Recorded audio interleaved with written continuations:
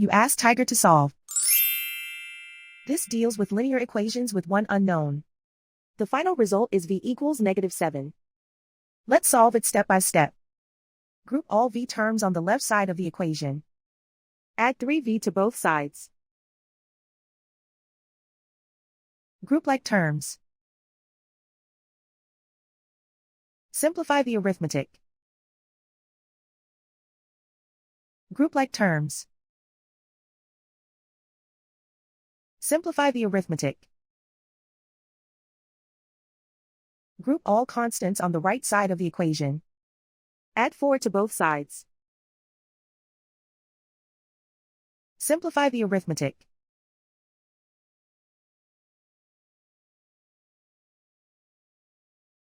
Isolate the v.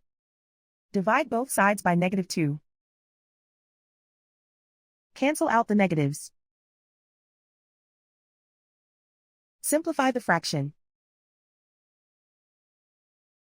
Move the negative sign from the denominator to the numerator.